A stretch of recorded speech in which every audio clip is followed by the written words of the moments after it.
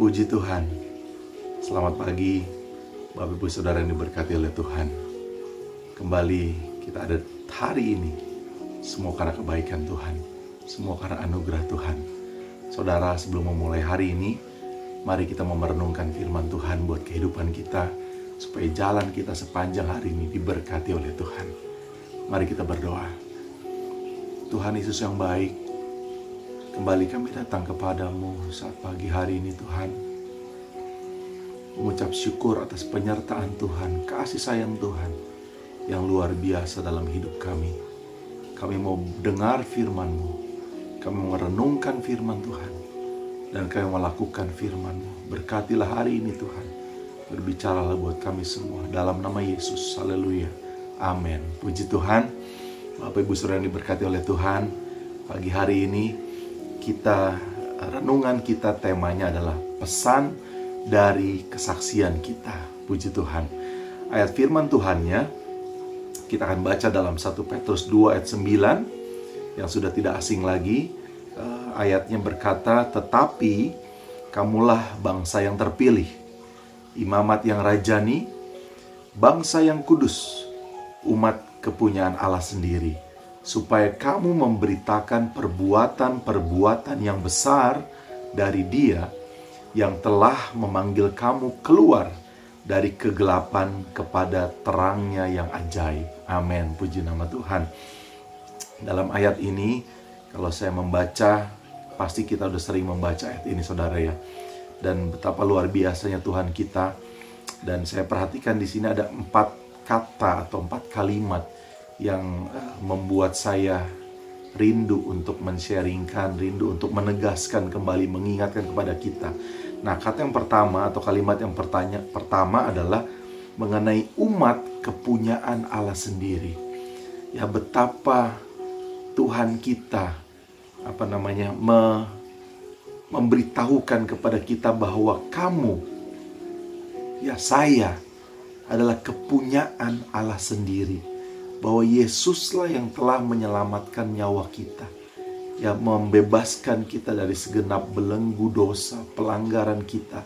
Sehingga Allah sendiri yang mengatakan bahwa kamu umat kepunyaan Allah sendiri, milik Allah. Kita ini milik Allah dalam tangan Tuhan yang hebat dan luar biasa. Dan kata yang kedua, di sini dikatakan bahwa supaya kamu memberitakan.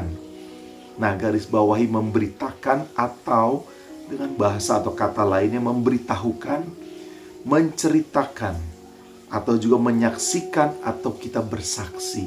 Nah, ini kata yang cukup penting saudara untuk kita garis bawahi. Lalu yang ketiga, mengenai perbuatan yang besar dari Dia. Ya, jadi perbuatannya itu perbuatan yang besar, bukan perbuatan yang kecil atau yang sederhana, tapi yang besar. Apa itu perbuatan yang besar dari Tuhan? Yaitu karya penyelamatan Yesus di atas kayu salib buat kita semua umat manusia tanpa terkecuali. Karena kita yakin dan percaya bahwa tidak ada seorang pun yang dapat masuk ke sorga tanpa melalui karya Yesus buat kita semua. Dan yang keempat yang saya perhatikan dalam ayat ini adalah terangnya yang ajaib. Wow, puji Tuhan. Jadi terangnya Tuhan kita bukan terang biasa-biasa. Ya, bukan terang seperti lilin, seperti obor, seperti lampu, bahkan seperti matahari. Tapi terangnya yang ajaib itu yang mampu mengubahkan kehidupan kita. Setiap manusia mengubahkan kehidupan kita menjadi lebih baik, berkenan kepada Tuhan. Ya, puji nama Tuhan. Orang percaya ya dipisahkan dari dunia supaya menjadi milik Allah sepenuhnya dan memberitakan Injil keselamatan demi kemuliaan dan kebesaran nama Tuhan Yesus. Dalam Titus 2 ayat 14 mengatakan, yang telah menyerahkan dirinya bagi kita untuk membebaskan kita dari segala kejahatan dan untuk menguduskan bagi dirinya suatu umat kepunyaannya sendiri. Tegaskan kembali, yang rajin berbuat baik. Wow, puji nama Tuhan. Satu lagi ayat mengatakan, Yohanes 15 ayat 27 mengatakan, tetapi kamu juga harus bersaksi. Wow. Ya, garis bawahi kata ini saudara, bahwa kamu juga harus bersaksi karena kamu dari semula bersama-sama dengan aku, kata Tuhan.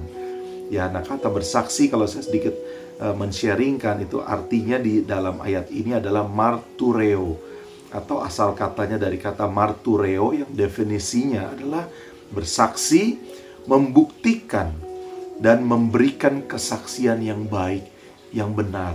Saya yakin setiap kita pasti memiliki kesaksian yang baik, yang hidup, yang layak untuk diberikan kepada orang lain, untuk menyaksikan betapa cinta kasih Tuhan luar biasa dalam hidup kita.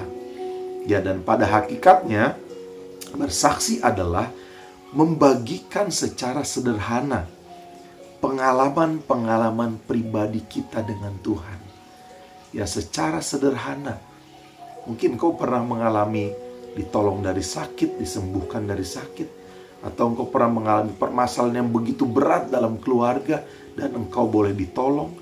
Engkau mengalami hal yang berat dalam finansial, engkau mengalami hal yang berat dalam pekerjaan, dalam mata pencarian, dan engkau ditolong oleh Tuhan. Itu adalah bukti pengalaman pribadimu dengan Tuhan. Ya, mari itu kita bagikan kepada orang lain. Karena bagaimana saya dapat menjadi saksi jika saya tidak mengalami pengalaman dengan Tuhan? Ya, puji nama Tuhan kalau saudara pernah punya pengalaman pribadi berjumpa langsung dengan Tuhan, mendengar langsung suara Tuhan, itu luar biasa. Ya, jadi kita harus memiliki pengalaman pribadi dengan Yesus supaya kita bisa menjadi saksi, menjadi umat kepunyaan Allah sendiri yang luar biasa. Dalam 1 Petrus 3 ayat 15 mengatakan, tetapi kuduskanlah Kristus di dalam hatimu sebagai Tuhan, dan siap sedialah pada segala waktu untuk memberi pertanggungan jawab kepada tiap-tiap orang yang meminta pertanggungan jawab dari kamu tentang pengharapan yang ada padamu. Tetapi haruslah dengan lemah lembut dan hormat. Ya, firman Tuhan mengatakan bahwa kita harus memberikan pertanggung jawab, ya, kapanpun, dimanapun, mengenai iman kita, mengenai kepercayaan kita kepada orang lain. Karena Tuhan rindu setiap orang mengenal, mendengar tentang Yesus Juru Selamat kita. Nah, pertanyaannya, mengapa saya harus bersaksi? Ada 5 poin di sini yang saya catat, yang akan saya bacakan secara cepat, saya bagikan buat kita semua. Yang pertama, karena Yesus yang kita imani dapat membawa kita kepada jalan keselamatan atau kehidupan yang kekal. Tidak ada jalan lain ke sorga. Ya, mungkin kepercayaan yang lain hanya berkata bahwa mungkin kita bisa masuk sorga. Semoga kita bisa masuk sorga. Tapi kepercayaan Kristus, kepercayaan kita kepada Yesus, Alkitab mengatakan yang kita percayai. Dalam Yohanes 14 ayat 6, saudara bisa baca bahwa hanya Yesus, Juru Selamat, jalan pintu masuk ke sorga yang kekal dan mulia. Itu yang pertama.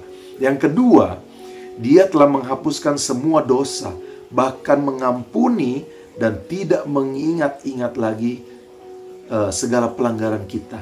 Dan juga sebagai bukti ucapan syukur kita dan terima kasih kita kepada Tuhan, bahwa kita harus bersaksi tentang Yesus Tuhan.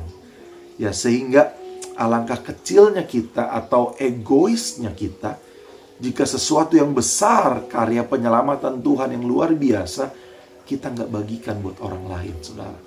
Kita hanya keep, kita hanya jaga, kita hanya buat diri kita pribadi. Bukan, saudara ya. Tapi kita rindu biar setiap kita membagikan keselamatan buat semua orang. Karena keselamatan itu bukan hanya milik kita, tapi milik semua orang, yaitu di dalam Yesus Tuhan. Yang ketiga, kenapa kita harus bersaksi? Karena memang Yesus sendiri yang memerintahkan kita. Bukankah jika perintah itu tidak kita laksanakan, maka kita melanggar? Ya, beberapa waktu lalu sudah diceritakan mengenai Matius 28 ayat 18-20 yang kita tahu mengenai amanat agung. Dan yang berikutnya, Paulus juga mengingatkan kita dalam Timotius. Ya, dalam 2 Timotius pasal 4 ayat yang kedua mengatakan, beritakanlah firman, siap sedialah, baik atau tidak baik waktunya. Nyatakanlah apa yang salah. Tegurlah dan nasihatilah dengan segala kesabaran dan pengajaran. Ya, puji Tuhan. Yang keempat, kenapa kita harus bersaksi? Tuhan sendiri mengatakan, rumahku harus penuh. Yesus tidak ingin ada manusia yang masuk ke neraka, saudara. Lukas 14 ayat 23 mengatakan, lalu kata Tuhan itu kepada hambanya, pergilah ke semua jalan dan lintasan dan paksalah orang-orang yang ada di situ masuk, karena rumahku harus penuh. Puji nama Tuhan. Yang kelima, saudara, bersaksi juga membantu kita untuk bertumbuh sebagai kita orang percaya.